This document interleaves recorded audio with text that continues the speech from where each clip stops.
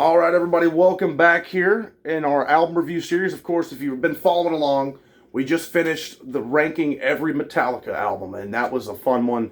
You know, quite a big and different, diverse discography, very colorful discography with all different kinds of sounds and things that the band experimented with. So that was really fun.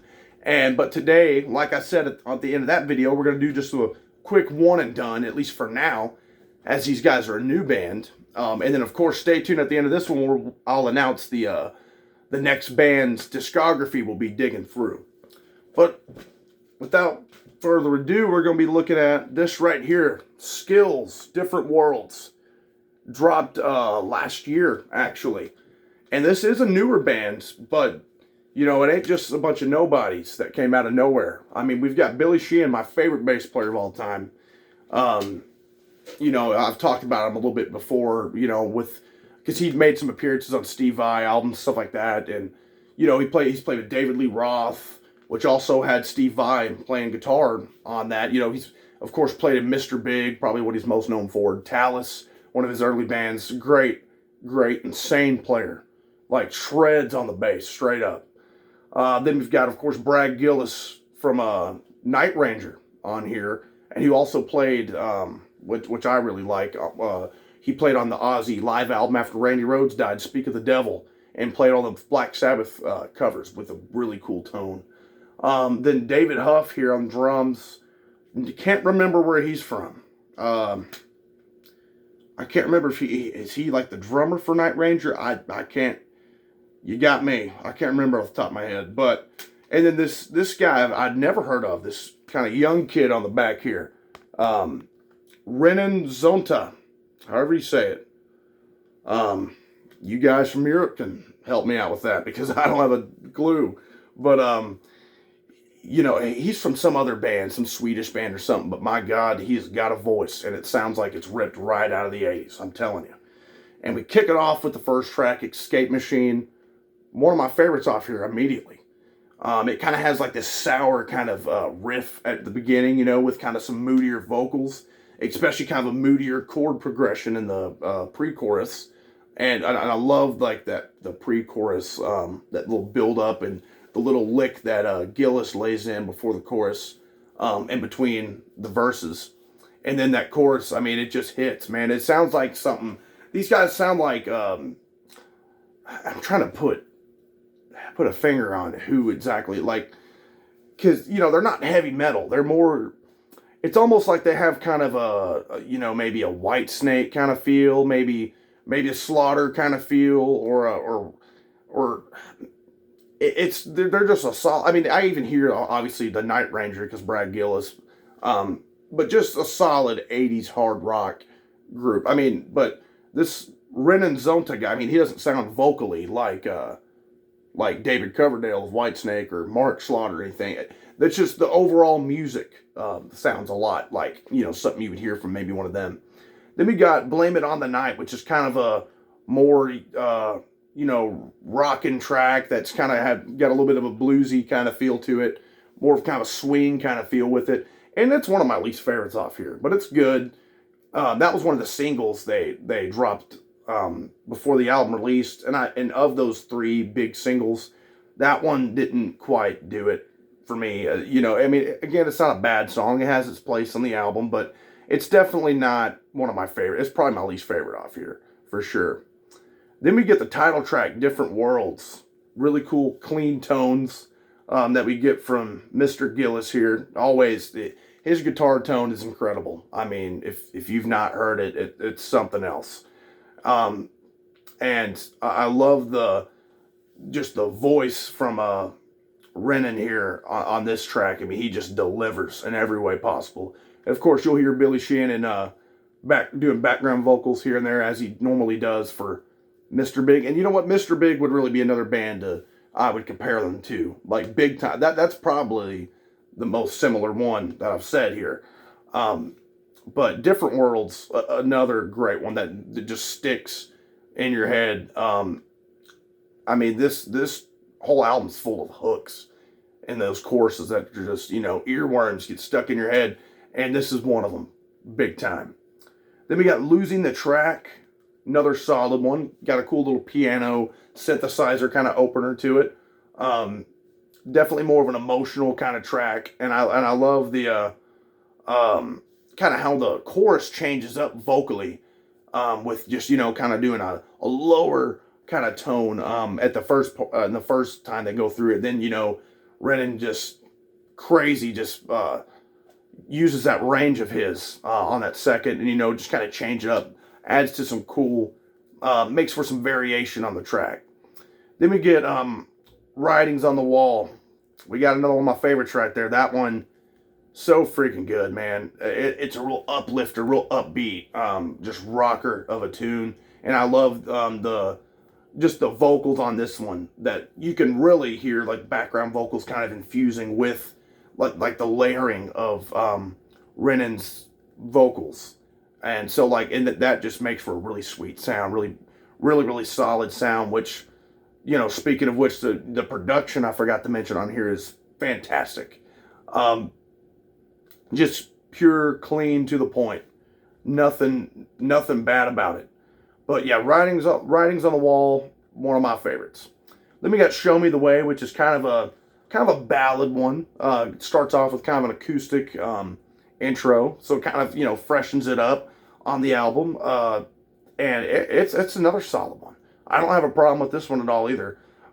It might be, I would say it's probably one of my least, like it ranks kind of down there for me, but I do dig this one, and it fits, its placement on the album is really good, as like being like the first kind of more acoustic one. It kind of breaks up, maybe some of the monotony that people might think of those first 5 tracks.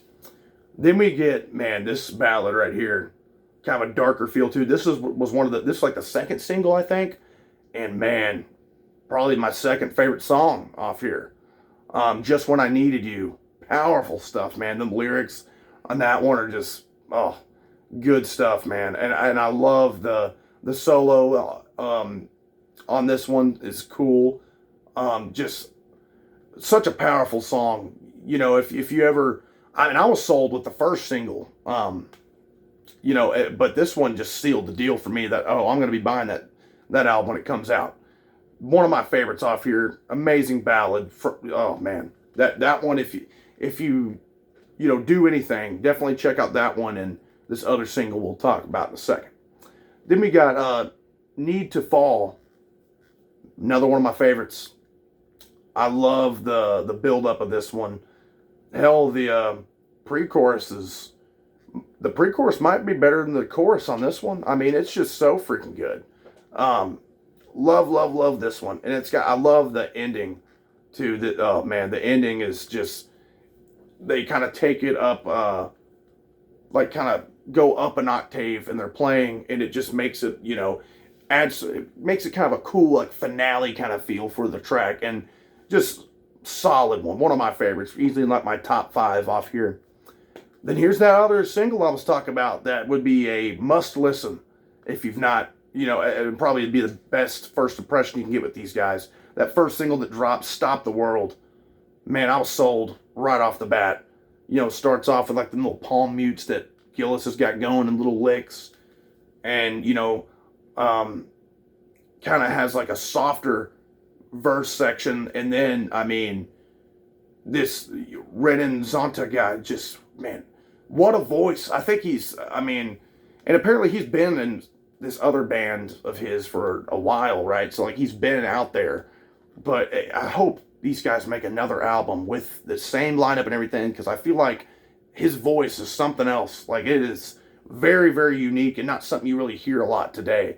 And he just unleashes it. All the guys just unleash it on Stop the World. The best song off here, hands down.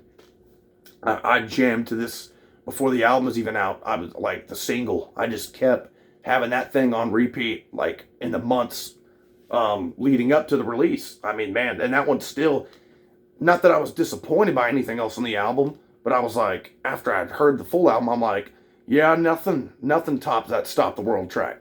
Just badassery. Then we go with our second last one here, Hearts of Stone. Really cool one, really solid one. kind of a breather in between, Stop the World and then this last track that coming up, but probably down in like the bottom 3 or 4 for me. Solid track, but there's not a bad song off here if you can't already tell, because we're about to be at the last one. Not a bad song at all on here, but that one would be kind of down in the bottom area for me. Then we close it with "Don't Break My Heart Again," and man, I love this one. This one is, I think it might be the longest one on here, which really the songs on here aren't that long. Yeah, this is the longest one on here. Just clocks in at 4 minutes 30 seconds, so like a average song length time. But this one, you talk about like that moodiness. That's definitely going on here in these verses, and I love the clean guitar riff that goes over in between each of those verses, and then the pre-chorus is just hooky as hell, and then it leads to a great little vocal fill, and then into a chorus that's just as hooky. So that is probably my second or third favorite off here. I mean, "Don't Break My Heart Again," just awesome stuff, and I think it was a great choice to close the album. Ends it, with a bang as one of the best tracks off here. So yeah, guys, like I said, this album is a must listen if you're fans of Night Ranger, Mr. Big, and like I said, it just sounds like a straight up '80s hard rock band, just right out of it. This dude's voice is unbelievable. That's what really shot me, because typically if I see Billy Sheehan, or really always, if I see Billy Sheehan's a part of a project, I'm going to check it out. But, I didn't, and I'm always listening for him, as he's, my favorite bass player, but I just didn't quite expect to be this into this dude's vocals. But he just knocks it out of the park in every sense of the word. Not a bad track on here at all. Just fantastic from front to back. Definitely give this a listen if you haven't. I'd love to hear your guys' thoughts on it down there, especially, hell, if you've not even heard of any of these guys, Billy Sheehan or Brad Gillis, or for you guys who have heard of Renan Zonta's other band and listen to them, give me a shout on what album I should start with them, and if they're any good, because I've actually not even listened to them, and I probably need to, as big of a fan of his voice as I am. But yeah, guys, just a great album.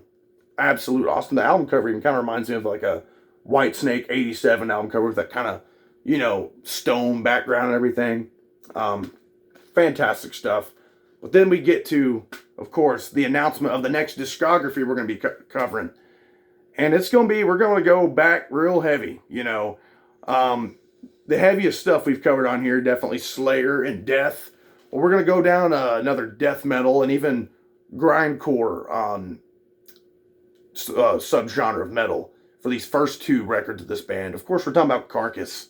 I mean, and I know that's not for everybody, but I think, it's good to try out this, because I never, in a million years, did I think I would like Carcass and Death and all that until I just tried them one day, several years ago. But yeah, super hyped to be looking into Carcass. They also have a very decorated discography with albums that, could very well be ranked in just pretty much any order. And you've seen that, or I've seen that in other people's rankings, just completely different from the next person's rankings, right? So Carcass is who we're covering next. That'll be a fun ranking coming up, guys. Can't wait for it. But yeah, like, subscribe, talk about this thing down here, and I can't wait to talk about Carcass with you guys who are, I know death metal guys are down there, especially y'all who really came out during the, when I was talking about Death. So I'll be glad to be hearing from some of you guys again. So like, subscribe, comment, and thanks, guys.